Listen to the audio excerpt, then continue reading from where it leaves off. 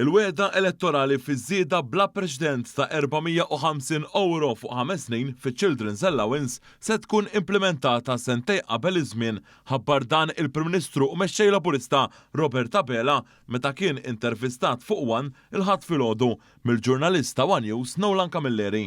Hawnhekk Dr. Abela sostna kif din is-sena il-familji kollha bit-tfal ħadu żieda ta' €250 fuq kull wild. Semmejt il-kwistjoni ta' tax cut dik tolqot il-middle class mod ġenerali. Iż-żieda ta' Children's Allowance li tolqot il-middle class u tolqot setturi oħra tal-ġenituri. Taf kemm ibbenefikaw tfal minna din, ġifieri dak li ħabbarna din il-ġimgħa. Ikollok 62,000 tifel u tifla f'dan il-pajjiż illi ibbenefikaw minn din il-miżura u naturalment il-ġenituri kollha tagħhom. Ġifieri ara s-saħħa ta' din il-miżura.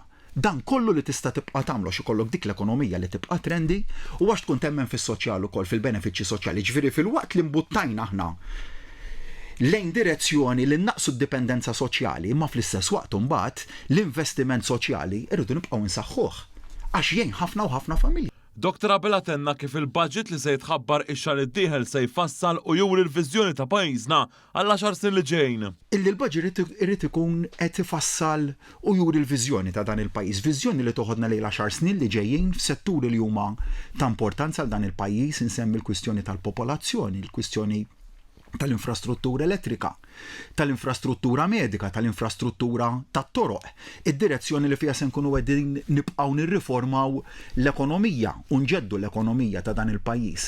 It-tisħiħ tal-pensjonijiet, jiġifieri dawk kollu huma policy areas illi fihom f'dan il-budget irridu nugru il-fejn irridu mmorru.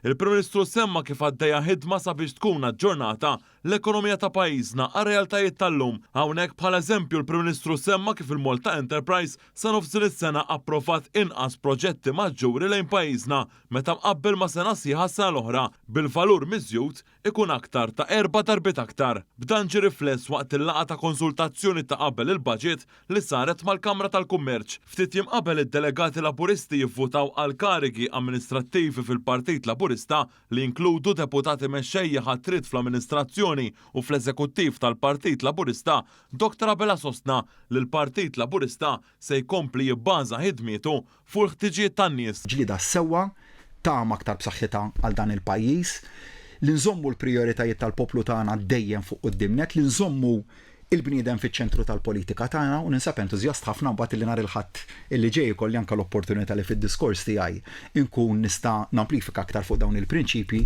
minn hemmhekk mbagħad nibqgħu għaddejjin il qudiem b'tim ġdid ta' persuni biex inkomplu nwettqu l-implementazzjoni tal-manifest elettorali.